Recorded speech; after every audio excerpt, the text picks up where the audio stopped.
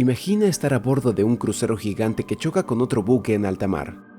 De milagro su nave sigue a flote. Tiene tremendo agujero en el casco, pero lograste llegar a puerto de milagro.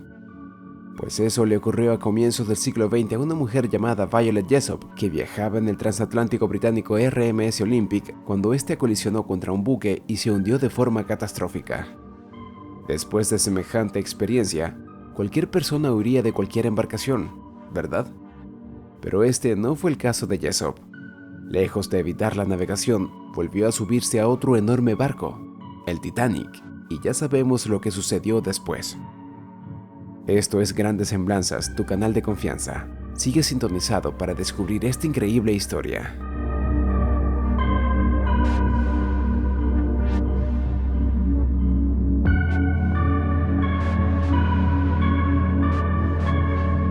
Tenía 24 años cuando estuvo involucrada en uno de los desastres marítimos más recordados de la historia, cuando el Titanic se hundió en el helado Atlántico a tan solo 4 días de haber comenzado su viaje inaugural el 15 de abril de 1912.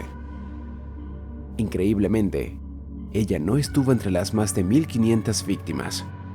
En este astillero de Belfast se construyeron los 3 fatídicos barcos hermanos, el Olympic, el Titanic y el Britannic. Pero eso no detuvo a Jessop. Siguió subiendo a otras embarcaciones y siguió sufriendo naufragios. La mujer parecía víctima de una maldición y era capaz de hacer que cualquier barco se hundiera. En 1916 se enlistó como enfermera de la Cruz Roja a bordo del HMS Britannic, un transatlántico reconvertido en buque hospital que navegaba por el mar Egeo cuando fue atacado por los alemanes. El barco se fue a pique en menos de 1 hora. ¿Quién era esta mujer extraordinaria? Sus padres habían estado entre la oleada de inmigrantes irlandeses que llegó a Argentina a finales del siglo XIX. Violet nació el 2 de octubre de 1887 cerca de Bahía Blanca, en el sur de la provincia de Buenos Aires, donde su padre trabajaba como pastor de ovejas. Fue la mayor de 6 hermanos. Su espíritu luchador se puso a prueba desde muy joven. De pequeña contrajo tuberculosis y los médicos le dieron 3 meses de vida. Su familia entera se mudó a la provincia de Mendoza, en el occidente, sobre la cordillera de los Andes, para que el clima la ayudara a sanar. En la era antes de los aviones comerciales, los transatlánticos eran las grandes estrellas del transporte internacional.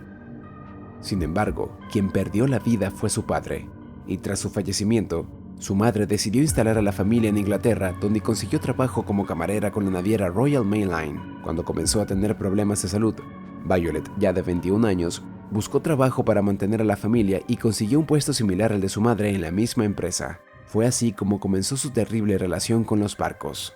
Pero la historia le reservaría una conexión muy particular con 3 buques específicos. Las estrellas de la naviera White Star Line, para la que comenzó a trabajar en 1908. Las naves eran parte de la flota más grande, moderna y lujosa de la época: el Olympic, el Titanic y el Britannic. Eran 3 barcos hermanos de la clase Olympic, creados casi iguales, y su destino también sería muy parecido y no muy feliz. El primero, el RMS Olympic, tuvo mejor suerte que sus hermanos gemelos. El 20 de septiembre de 1911, el Olympic chocó contra el buque HMS Hawke frente a las costas de Inglaterra cuando este quedó atrapado en su enorme estela. A pesar de que el Hawke perforó su casco y dañó una hélice, milagrosamente no hubo heridos y el Olympic pudo volver al puerto de Southampton.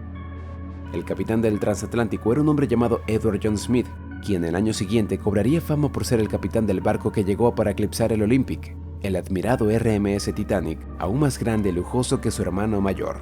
En un cuaderno de memorias que escribió sobre sus experiencias, que tras su deceso se publicaría bajo el título Titanic Survivor o Sobreviviente del Titanic, Violet contó que era feliz trabajando en el Olympic y que no quería cambiar de embarcación. Pero sus amigos y familiares, maravillados con el lujo y la magnificencia del Titanic, la convencieron.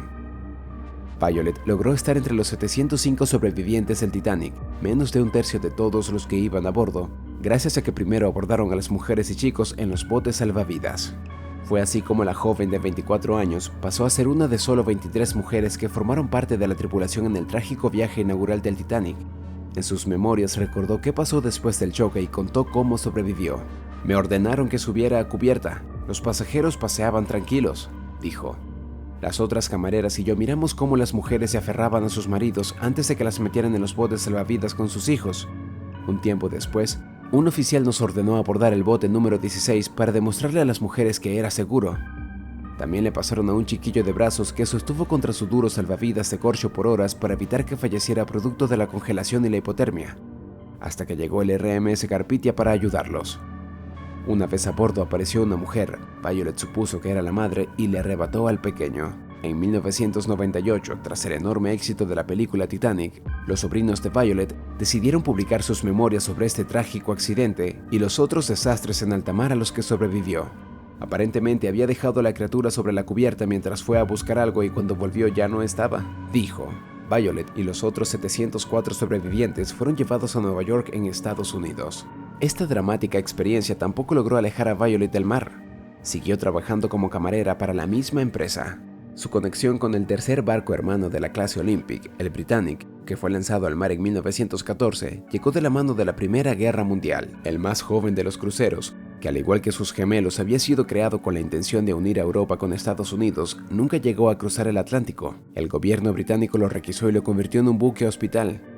Violet se unió a la tripulación, esta vez como enfermera de la Cruz Roja. El 21 de noviembre de 1916, el barco navegaba por el mar Egeo a la altura del canal de Kea frente a las islas griegas cuando se produjo un estallido.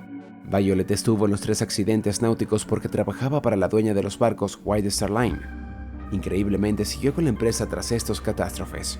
La prensa británica de la época reportó que había sido alcanzado por torpedos alemanes, pero muchos sostienen que en realidad se topó con una mina. El caso es que se hundió en 55 minutos, 3 veces más rápido que el Titanic, a pesar de todas las previsiones que habían tomado los ingenieros navales para hacer que la embarcación fuera más segura. Esta vez Violet no logró salvarse en un bote salvavidas, ya que el suyo y otros fueron chupados por las hélices del barco. Debió tirarse al mar y se golpeó la cabeza, pero la rescataron. Ella atribuyó el milagro a su abundante cabellera de color castaño, pues la sacaron del agua izándola por el pelo. 30 personas fallecieron ese día, pero la mayoría sobrevivió. El desastre no fue mayor porque el barco iba en busca de heridos y aún no transportaba víctimas. Las probabilidades de ser parte de 2 de las catástrofes náuticas más grandes de la historia parecen remotas, y aún más remota la posibilidad de que alguien pudiera sobrevivir a ambos eventos y aún así seguir navegando. Pero Violet Jessop lo hizo y con toda lógica se ganó el apodo a Miss Inundible. El transatlántico Britannic nunca llegó a transportar turistas. Fue requisado por el gobierno británico y convertido en buque hospital durante la Primera Guerra Mundial. Trabajó otra vez en el Olympic, que después de ese primer incidente no volvió a sufrir problemas graves y fue el único de los 3 hermanos que no terminó bajo el mar. En 1926 cambió de naviera y trabajó para la Red Star Line, volviendo unos años después a su primer lugar de trabajo, la Royal Mail Line. Dejó los barcos por un puesto como oficinista en 1945, pero en 1948, con 61 años de edad, volvió a embarcarse por 2 años más. Se retiró en 1950 tras 42 años de relación con el mar y se mudó a una casa de campo en Suffolk, un condado en el este de Inglaterra.